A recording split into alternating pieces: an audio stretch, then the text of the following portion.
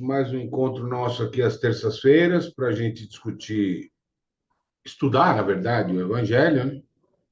E hoje, estudando, entramos no capítulo 14, que é um capítulo muito interessante, porque esse aqui, efetivamente, um tópico complementa o outro.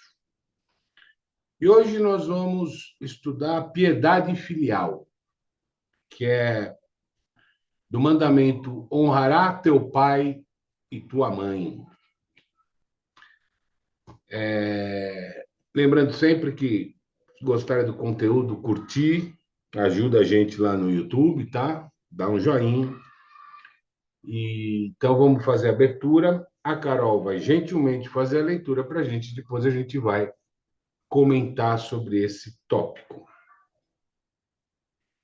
Então vamos elevando o nosso pensamento a Jesus, relaxando o nosso coração, acalmando a nossa respiração e dizendo a Jesus assim: Irmão Jesus, é em teu nome que nós nos reunimos hoje para os nossos estudos semanais do Evangelho, com o intuito de aprimorar os nossos conhecimentos na jornada evolutiva.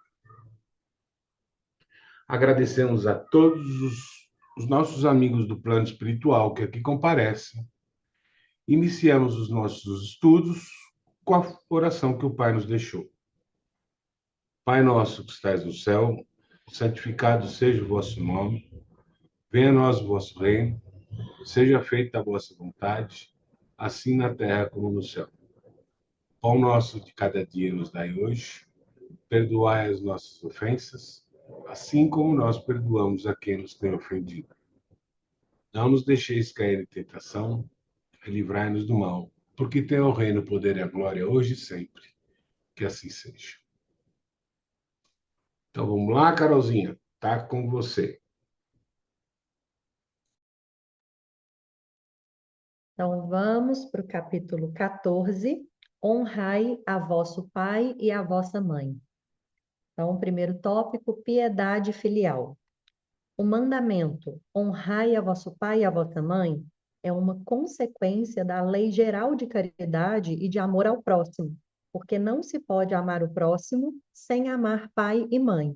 Mas a palavra honrai encerra um dever a mais a seu respeito, o da piedade filial. Deus quis mostrar com isso que ao amor é preciso acrescentar o respeito, as atenções, a submissão e a condescendência, o que implica a obrigação de cumprir para com eles, de um modo mais rigoroso ainda, tudo o que a caridade manda para com o próximo. Esse dever se estende naturalmente às pessoas que estão no lugar de pai e de mãe e que têm tanto mais mérito quanto seu devotamento é menos obrigatório. Deus pune sempre de maneira rigorosa toda violação a esse mandamento. Honrar a seu pai e a sua mãe não é somente respeitá-los, é assisti-los na necessidade, proporcionar-lhes o repouso na velhice, cercá-los de solicitude, como fizeram por nós em nossa infância. É, sobretudo, para com os pais sem recursos que se mostra a verdadeira piedade filial. Satisfazem esse mandamento aqueles que creem fazer um grande esforço, dando-lhes apenas o necessário para não morrerem de fome, quando eles mesmos não se privam de nada? Em nos relegando aos mais ínfimos aposentos da casa, para não os deixar na rua, enquanto se reservam o que há de melhor, de mais confortável? Felizes ainda quando não o fazem de má vontade e não mercadejam o tempo que lhes resta de vida, descarregando sobre eles os trabalhos da casa. Cabe, pois, aos pais velhos e fracos serem os servidores de filhos jovens e fortes? Sua mãe regateou seu leite quando estavam no berço? Contou suas vigílias quando estavam doentes? Seus passos para lhe proporcionar o que tinham de necessidade? Não, não é somente o estritamente necessário que os filhos devem a seus pais pobres, mas também, tanto quanto possam, as pequenas doçuras do supérfluo, as amabilidades, os cuidados delicados que não são do interesse do que eles receberam, o pagamento de uma dívida sagrada. Só aí está a piedade filial aceita por Deus. Ai, pois, daquele que esquece o que deve aos que o sustentaram em sua fraqueza, que com a vida material lhe deram a vida moral, que frequentemente se impuseram duras privações para assegurar seu bem-estar. Ai do ingrato, porque será punido pela ingratidão e pelo abandono. Será atingido em suas mais caras afeições. Algumas vezes, desde a vida presente, mas certamente numa outra existência, em que suportará o que terá feito aos outros suportarem. Certos pais, é verdade, menosprezaram seus deveres e não são para os filhos o que deveriam sê-lo, mas cabe a Deus puni-los e não aos seus filhos. Não cabe a este censurá-los, porque talvez eles próprios merecessem que fosse assim. Se a caridade estabelece como lei retribuir o mal com o bem, ser indulgente para com as imperfeições alheias, não maldizer o próximo, esquecer e perdoar os erros, amar mesmo aos inimigos, quanto essa obrigação é maior ainda com relação aos pais, os filhos devem, pois, tomar por regra de conduta para com os pais todos os preceitos de Jesus, concernentes ao próximo, e dizer-se que todo procedimento repreensível em face de estranhos o é, ainda mais em face dos parentes, e que o que talvez não fosse senão uma falta no primeiro caso, pode vir a ser um crime no segundo, porque então a falta de caridade se une à ingratidão. Deus diz: honrai a vosso pai e a vossa mãe, a fim de viverdes longo tempo sobre a terra que o Senhor vosso Deus vos dará.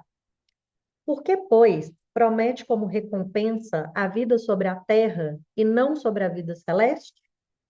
A explicação está nessas palavras: que Deus vos dará, suprimidas na forma moderna do decálogo, o que lhe desnatura o sentido. Para compreender-se essas palavras, é preciso se reportar à situação e às ideias dos hebreus à época em que foram ditas. Eles não compreendiam ainda a vida futura. Sua vida não se estendia além da vida corporal. Deviam, pois, ser mais tocados pelo que viam do que pelo que não viam. Por isso, Deus fala numa linguagem à sua altura, e como as crianças, dá-lhes em perspectiva o que pode satisfazê-los. Estavam então no deserto. A terra que Deus lhes dará era a terra prometida, objetivo de suas aspirações. Eles não desejavam nada além disso, e Deus lhes disse que viveriam nela longo tempo, quer dizer que a possuiriam por muito tempo, se observassem seus mandamentos. Mas, ao advento de Jesus, suas ideias estavam mais desenvolvidas. Era chegado o momento de lhes dar um alimento menos grosseiro, iniciá-los na vida espiritual, em lhes dizendo: meu reino não é deste mundo. É nele, e não na terra, que recebereis a recompensa de vossas boas obras. Com estas palavras, a terra prometida material se transforma numa pátria celeste. Também, quando os chama a observação do mandamento, honrai a vosso pai e a vossa mãe, não é mais a terra que lhes promete, mas o céu. Muito bom. Onde estão minhas colegas consteladoras e meus colegas consteladores? Honrai pai e mãe. Ou seja, respeito aquilo que já estava lá. Lei da hierarquia? Jesus dizia isso há mais de 2000 anos atrás. E nem foi ele que criou. É uma lei de Deus, uma lei universal. Então, como a coisa vai se repicando no tempo, né? Bom, mas enfim. Deus disse: amarás teu pai e tua mãe? Não. Ele disse: amarás incondicionalmente teu pai e tua mãe? Não. ele disse: honrarás teu pai e tua mãe. Por quê? Não tem amor nessa frase se o evangelho é só amor. Nessa altura do campeonato, a gente já entendeu que o nosso trato com todas e quaisquer pessoas tem que ser com benevolência para com todos, indulgência para as imperfeições alheias e perdão às ofensas. Todo mundo. Mas onde é que está o amor? A regra geral de famílias estruturadas, de pais bem resolvidos, como é o nosso caso, ou pelo menos a maioria de nós, o amor nasce naturalmente. Porque eu nasço numa família com uma boa estrutura moral, com uma condição física, uma condição financeira razoável, que me permite ter o que eu preciso, não o que eu quero, e me dão educação, carinho, amor, atenção, orientação. Nessa relação paternal e maternal, o amor nasce naturalmente. O amor nasce instantâneo. Mas isso é a regra geral. Será que com todo mundo é assim? Como eu posso obrigar uma criança que aos 6 meses foi abandonada numa caçamba de lixo pelo pai e pela mãe a amar o pai e a mãe? Ela sequer conhece o pai e a mãe. Como que eu posso falar para uma criança amar o pai e a mãe que morreram logo após ela nascer? Como eu posso falar para uma criança ou um adolescente amar um pai e uma mãe que a violentaram, que a assediaram moralmente, que a humilharam, que a castigaram, que bateram nela? É a mesma coisa que falar para a criança amar o mal. Eu não posso falar para ela amar o mal. Então, eu não posso falar para essa criança amar o pai e a mãe. Mas eu posso falar para essa criança respeitar o pai e a mãe. Posso falar para essa criança honrar o pai e a mãe. Pô, Fernando, que diferença que tem aí? Nós vamos chegar lá. Ah, eu tenho que admitir, eu tenho que honrar o meu pai e minha mãe, ainda que eu seja criado por outro casal, porque eu posso amar esse outro casal, mas é o meu pai e minha mãe que eu tenho que honrar, porque foi eles que, queira ou não, bem ou mal, de uma forma ou de outra, me deram a condição de vida. E isso é um acerto que a gente faz na espiritualidade, isso não acontece ao acaso. Nada acontece ao acaso. Eventualmente, por algumas influências da densidade da atmosfera da Terra, o mal extremo que circunda esse planeta, e energias pesadas, a coisa saiu do controle. E eles tiveram a criança, mas não conseguiram criar. E se livraram da melhor maneira possível, da maneira que eles sabiam, da maneira que eles tinham para se livrar. Então, eu posso amar aquele casal que me criou, mas a honra eu devo àquele que me gerou, porque eles que me deram a oportunidade de vida, eles que me deram a oportunidade de resgate, eles que me deram a oportunidade de evolução. Ah, mas foram mal, bateram, não interessa, eu não amo, mas honro por eles terem aceitado a responsabilidade de me gerar.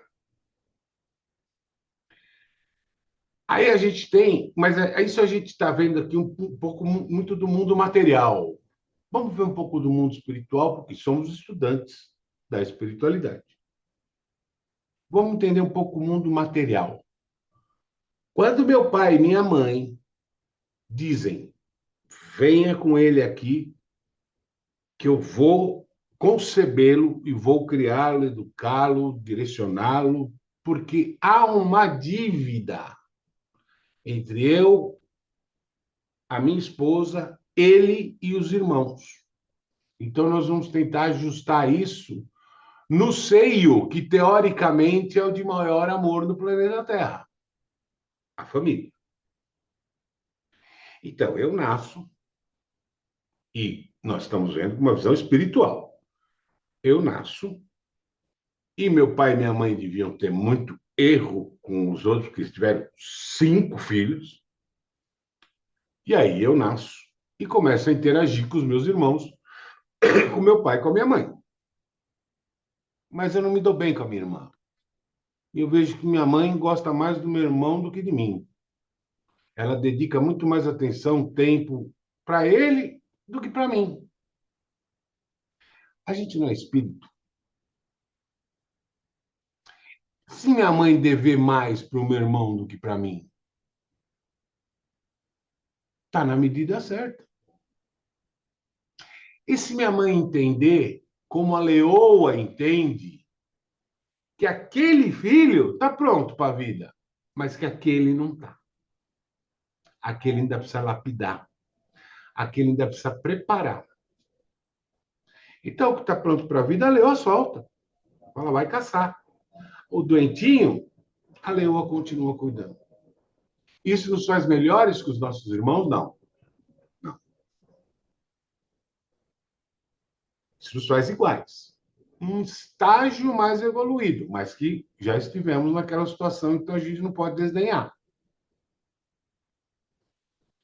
Então a gente precisa começar a olhar esse tipo de relação não do mundo material, eu também quero, mas do espiritual. Eu preciso? E eu tive isso na minha família, e a atenção que era dada à minha irmã era muito maior que aos outros 4 irmãos. E eu comecei a perceber que o que minha mãe dava para minha irmã, eu já tinha. Eu não precisava. Então ela não precisava dar para mim. Ela precisava dar para ela. Então aí você vê que há um equilíbrio nas relações.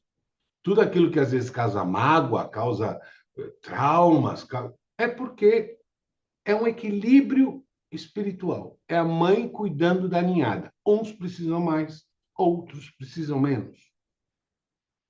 Nenhum espírito está no mesmo grau de evolução. Nós estamos todos evoluindo, mas uns mais, outros menos, outros, enfim. Então eu tenho que ficar grato por eu ter minha mãe que pode dar para o meu irmão aquilo que ele precisa. E seguir minha vida. E falar, pô, ainda bem que eu já tenho isso aí tudo. Não preciso ficar preso recebendo. Posso tocar minha vida.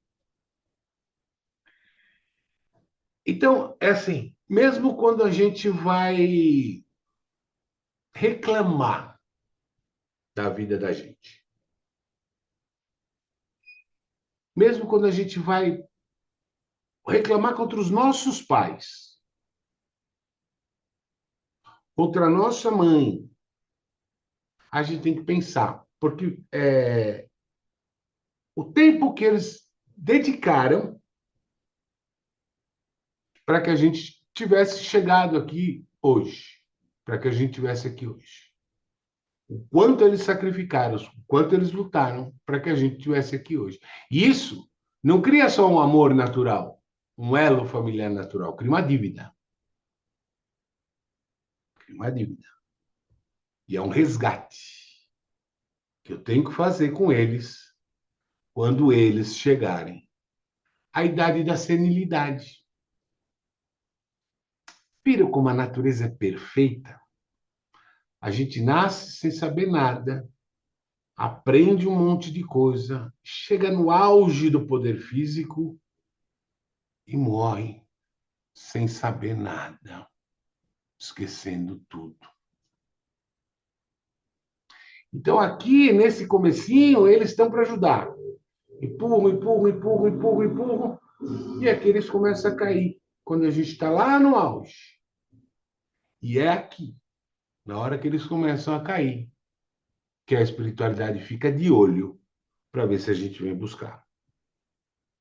Isso na regra, porque nos outros casos não dá nem para vir buscar, porque as pessoas nem sabem quem são os pais delas.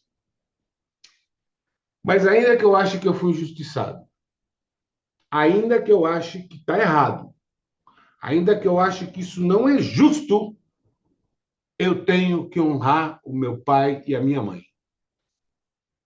Porque eu estou tendo a oportunidade de me opor àquilo que eu acho errado. E se eles não tivessem me gerado, eu não existiria. E não teria oportunidade de reclamar. Então, até pela oportunidade de reclamar, eu tenho que honrar o meu pai e a minha mãe. Carol? É, eu atendo, né, muitas pessoas que vêm reclamar, né, nas terapias, vêm com uma necessidade de olhar para as questões que sofreram, né, durante a infância ou até na fase adulta mesmo, em relação a situações ruins com o pai e com a mãe. E, claro, gente, isso é péssimo, nos geram várias feridas emocionais, né? Nos geram várias crenças de mentiras que a gente passa a acreditar daquilo que a gente é. Mas isso tudo é porque a gente ainda foca muito na nossa consciência material, na nossa consciência física. Porque fica muito mais leve quando a gente tem uma consciência espiritual. Por isso que é tão gostoso estudar, né? O estudo faz parte da nossa transformação, né? Da nossa cura. Pensa assim, se lá em outra encarnação a gente cometeu muito erro e cometemos, a nossa possibilidade de resgate não é nessa vida? Sim. Então, isso daqui é um presente. Estar aqui é um presente. E os pais foram o portal, né? Com o espermatozoide e o óvulo no momento que se conectam e cria essa vida, que é exatamente a possibilidade da gente estar aqui nessa terra para resgatar os nossos erros do passado. Se a gente leva isso, né, com essa consciência, tudo o de ruim que a gente passou, isso já ajuda a ficar mais leve, já ajuda a gente a lidar melhor com as questões que nos incomodam. Então, devemos sim honrar isso, porque se a gente ainda fica nessa consciência material, provavelmente vai ter muito sofrimento e fica muito mais difícil de perdoar mesmo, né?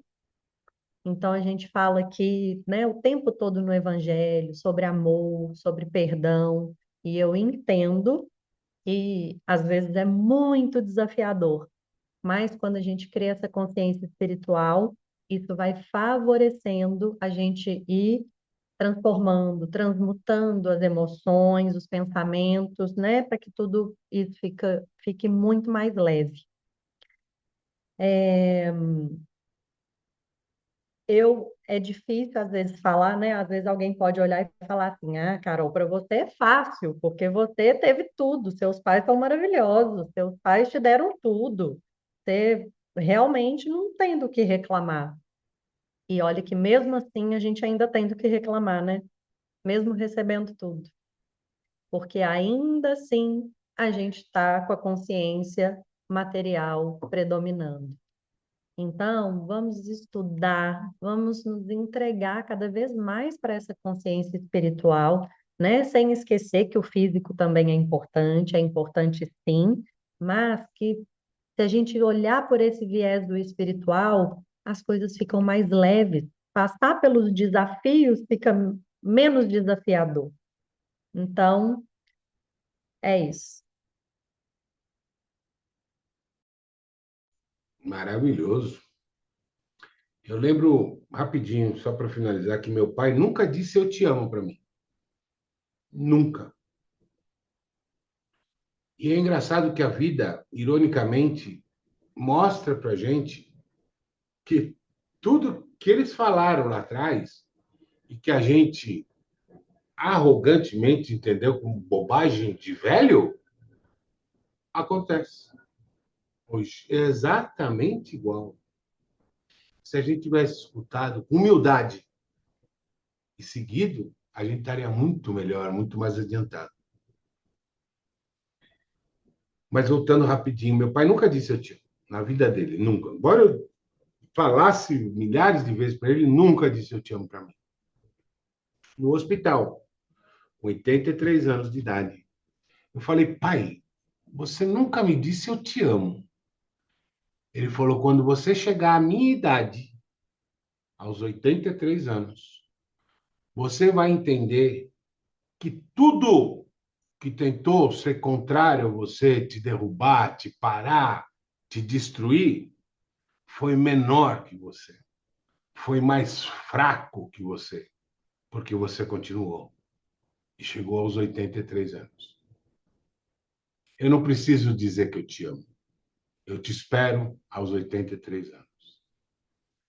Eu não sei se ele quis dizer que eu vou morrer com 83 anos, mas ele deve estar esperando quando eu chegar na cidade. Eu espero que não. Enfim, mas é isso, gente. Vamos encerrar naquele fake. Então vamos de novo levando nosso pensamento ao Cristo, acalmando nosso coração, acertando nossa respiração e dizendo a Jesus: Irmão Jesus, foi por ti que nos reunimos hoje nesses estudos. Agradecendo a todos os irmãos do plano espiritual que aqui compareceram, aos nossos mentores, nós agradecemos e pedimos que permaneçam na árdua tarefa de nos intuir, nos orientar, nos ensinar, nos proteger, nos direcionar. Aos espíritos de luz, nós agradecemos pelo tempo e pedimos que fluidifiquem a água para que, ao bebermos, nos livremos dos nossos males físicos e espirituais e nos conceda a bênção divina do passe nessa transfusão divina de energia, onde cada participante da reunião visualiza à sua frente um ser de luz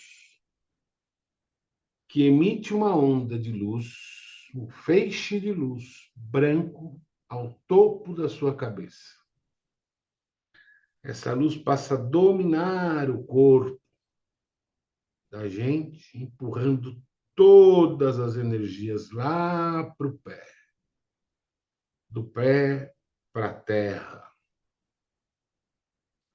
Quando essa cor branca perolada domina todo o nosso corpo, ela passa a envolver os nossos órgãos, regenerando, restituindo, equilibrando.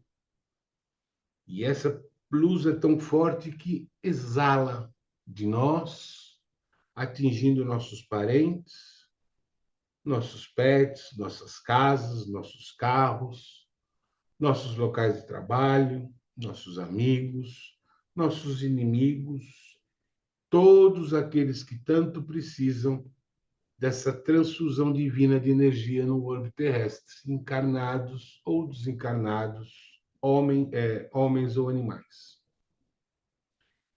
E essa luz vai abrangendo o orbe, pulsando dentro do orbe.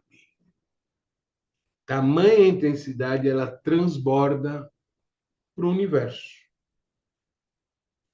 E é nessa complexão de energia, nessa complexão de luz e energia, Pai, que nós te dizemos: Senhor, é em tuas mãos que nós entregamos os nossos corpos, os nossos espíritos, nossa saúde e nosso futuro. Pai, ilumina o nosso caminho e nos conduz por ele. Faz de nós o instrumento de vossa palavra. Que assim seja, graças a Deus. Fiquem todos com Deus, sempre na mais alta vibração. Podem beber a água e eu desejo muita luz no caminho de vocês. Beijo, beijo.